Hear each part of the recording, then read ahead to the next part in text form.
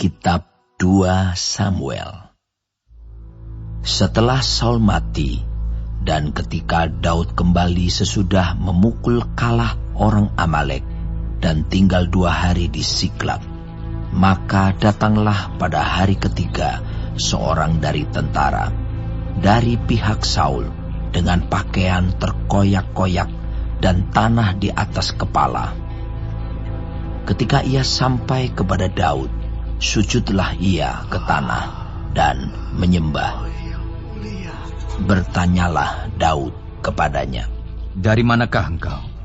Jawabnya kepadanya,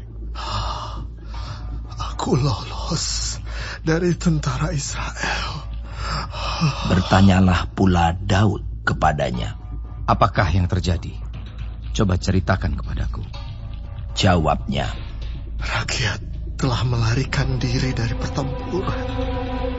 Bukan saja banyak dari rakyat yang gugur dan mati, tetapi Saul dan Yonatan anaknya juga sudah mati."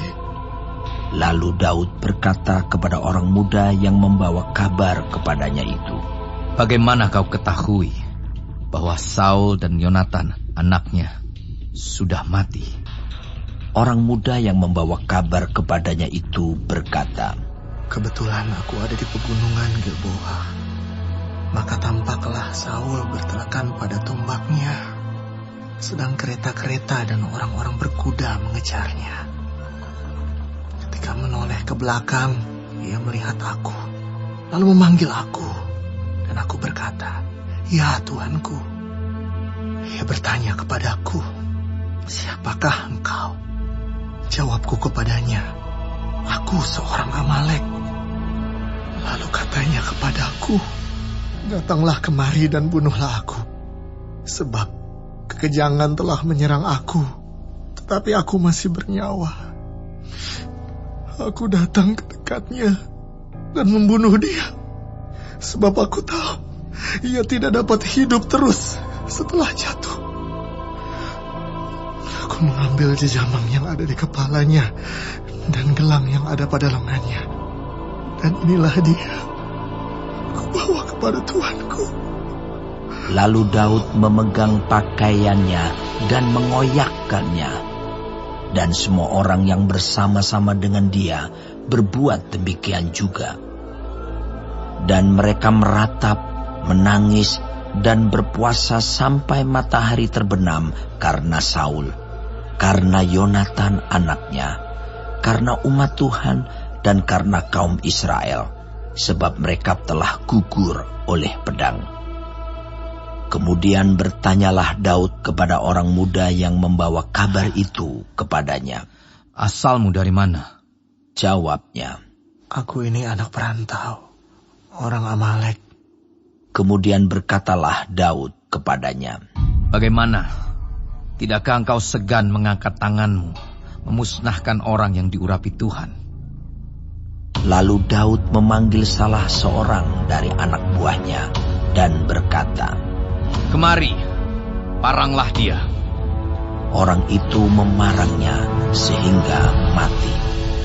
Dan Daud berkata kepadanya, "Kau tanggung sendiri darahmu, sebab mulutmu lah yang menjadi saksi menentang engkau, karena berkata, 'Aku telah membunuh orang yang diurapi Tuhan.'"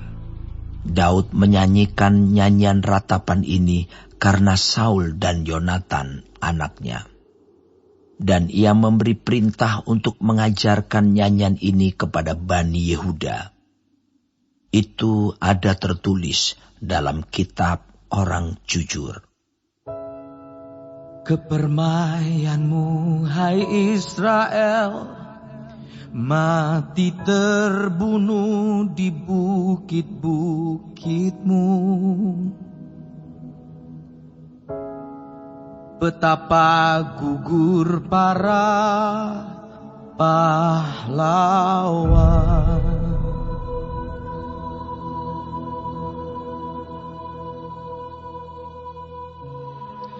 Janganlah kabarkan itu di Gad Janganlah beritakan itu di lorong-lorong Askelon, supaya jangan bersuka cita anak-anak perempuan orang Filistin, supaya jangan beria-ria anak-anak perempuan orang-orang yang tidak bersunat.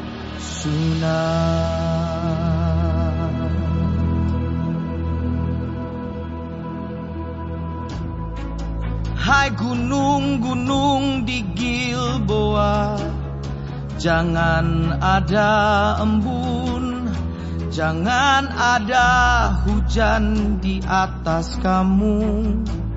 Hai padang-padang pembawa kematian,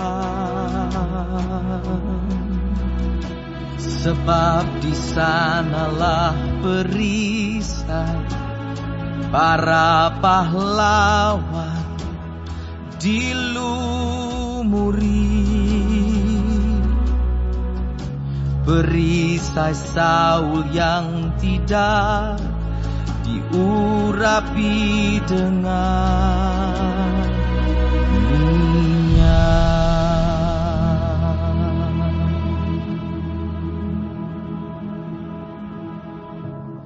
Tanpa darah orang-orang yang mati terbunuh, dan tanpa lemak para pahlawan, panah Yonatan tidak pernah berpaling pulang.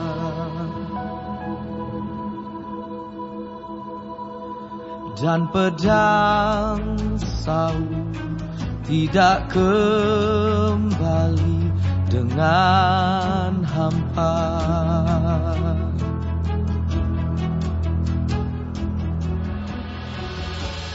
Saul dan Yonatan, orang-orang yang dicintai dan yang ramah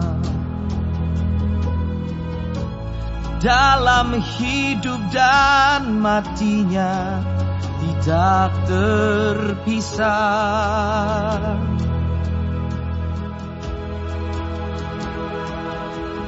Mereka lebih cepat dari burung Raja Wali, mereka lebih kuat dari singa.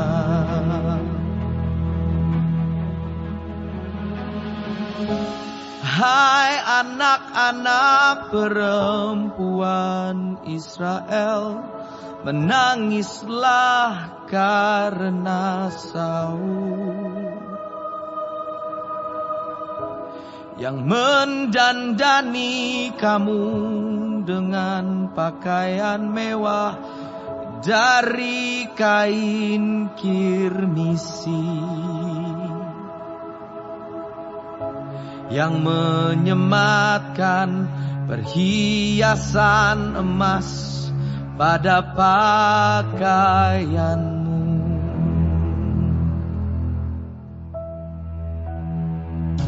Betapa gugur para pahlawan di tengah-tengah pertempuran.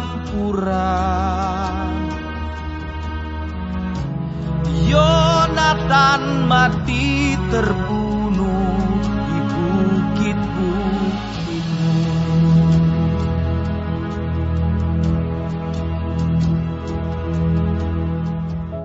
Merasa susah aku karena engkau, saudaraku Yonatan.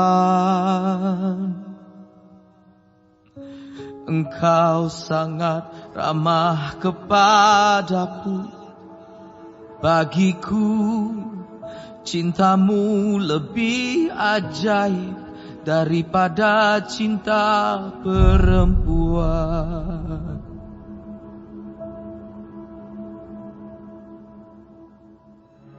Betapa gugur para pahlawan dan musnah senjata-senjata